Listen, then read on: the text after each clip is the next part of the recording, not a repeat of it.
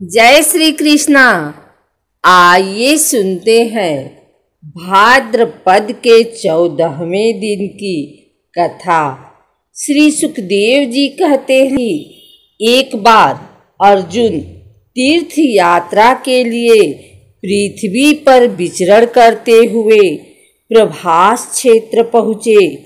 वहाँ उन्होंने सुना कि बलराम जी मेरे मामा की पुत्री सुभद्रा का विवाह दुर्योधन के साथ कराना चाहते हैं, परंतु वसुदेव व श्री कृष्ण आदि उनसे इस विषय में सहमत नहीं हैं।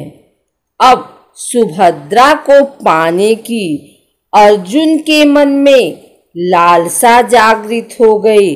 वे त्रिदंडी वैष्णव का वेश बनाकर द्वारिका पहुँचे।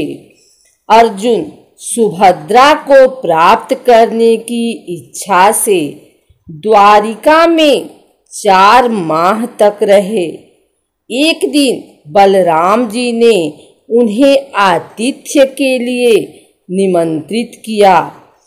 त्रिदंडी वेशधारी अर्जुन को श्रद्धापूर्वक भोजन कराया, परंतु बलराम जी उन्हें नहीं पहचान सके कि यह अर्जुन है। अर्जुन ने भोजन के समय सुभद्रा को देखा। उसका सौंदर्य बड़े बड़े वीरों का मन हरने वाला था।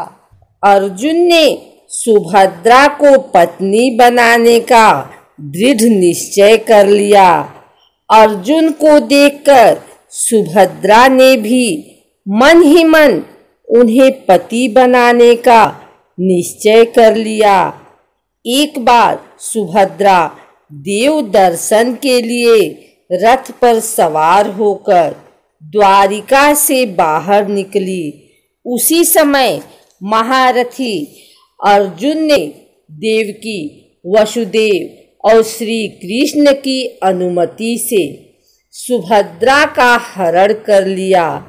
रथ पर सवार होकर वीर अर्जुन ने धनुष उठा लिया और जो सैनिक उन्हें रोकने को आए उन्हें मार पीट कर भगा दिया।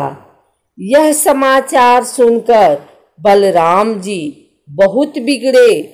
भगवान श्री कृष्ण तथा अन्य सुहृदय संबंधियों ने उनके पैर पकड़कर उन्हें बहुत तरह से समझाया, तब वे शांत हुए।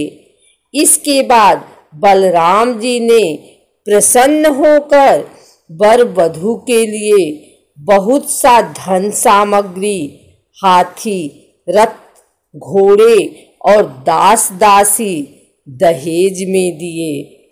श्री सुखदेव जी कहते हैं कि विदेह की राजधानी मिथिला में एक गृहस्थ ब्राह्मण थे। उनका नाम था श्रुतदेव। वे भगवान श्री कृष्ण के परम भक्त थे। वे गृहस्थाश्रम में रहते हुए भी किसी प्रकार का उद्योग नहीं करते थे। जो कुछ मिल जाता उसी से अपना निर्वाह कर लेते थे। उस देश के राजा बहुलास्व भी भगवान श्री कृष्ण के अनन्य भक्त थे। एक बार भगवान श्री कृष्ण दोनों पर प्रसन्न होकर द्वारिका से रथ पर सवार होकर विदेह देश गए। भगवान के साथ नारद, वामदेव, अत्रि, वेदव्यास, परशुराम, असित, आरुणि, सुखदेव, बृहस्पति, कण्व, मैत्रेय, च्यवन आदि ऋषि भी थे। भगवान श्री कृष्ण श्रुतदेव के यहाँ महात्माओं सहित गए। उन्होंने भगवान व उनकी मंडली को फल, पुष्प, तुलसी आदि से विधिवत पूजन कर उन्हें स्वादिष्ट भोजन कराया। इसके बाद भगवान श्री कृष्ण ऋषियों सहित विप्रदेव के यहाँ पधारे। भगवान की आज्ञा अनुसार इन्होंने भी पारू, पुष्प, तुलसी आदि से पूजा कर सबको स्वादिष्ट भोजन कराया। इस प्रकार श्रुतदेव और बहुलाश्व महात्माओं का श्रद्धा भाव से सेवा करने लगे। उनकी कृपा से दोनों को सद्गति और मोक्ष की प्राप्ति हुई। जैसे भक्त भगवान की भक्ति करते हैं, उसी प्रकार भगवान भी भक्तों की भक्ति करते हैं। वे अपने दोनों भक्तों को प्रसन्न करने के लिए कुछ दिनों तक मिथिलापुरी में रहे और उन्हें साधु पुरुषों के मार्ग का उपदेश करके वे द्वारिका को लौट गए। श्री सुखदेव जी कहते हैं कि ब्रह्मा, विष्णु और महेश ये तीनों श्राप और वरदान देने में समर्थ हैं, परंतु इनमें महादेव और ब्रह्मा शीघ्र ही प्रसन्न या अप्रसन्न होकर वरदान या श्राप दे देते हैं, परंतु भगवान विष्णु वैसे नहीं है। इस विषय में महात्मा लोग एक प्राचीन इतिहास कहा करते हैं। भगवान शंकर एक बार वृकासुर को वर देकर संकट में पड़ गए। वृकासुर शकुनी का पुत्र था।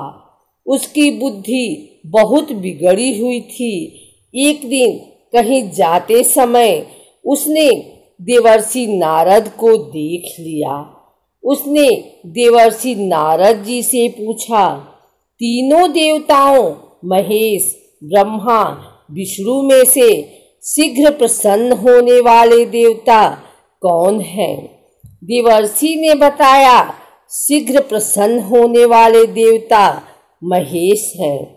नारद जी का उपदेश पाकर वृकासुर केदार क्षेत्र में गया और अग्नि को भगवान शंकर का मुख मानकर अपने शरीर का मांस काट काट कर हवन करने लगा।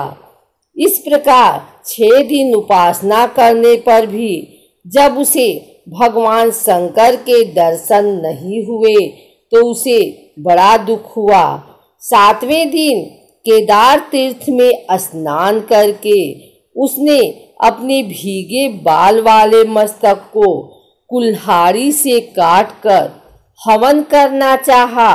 वैसे ही भगवान शंकर ने अग्नि कुंड से प्रकट होकर अपने दोनों हाथों से उसके दोनों हाथ पकड़ लिए और गला काटने से रोक दिया। उनका स्पर्श पाते ही वृकासुर के अंग ज्यों के त्यों पूर्ण हो गए। भगवान शंकर ने वृकासुर से कहा, तुम मुंह मांगा वर मांग सकते हो। उसने वर मांगा, मैं जिसके सिर पर हाथ रख दूं वह भस्म हो जाए। भगवान शंकर ने तथास्तु कहा।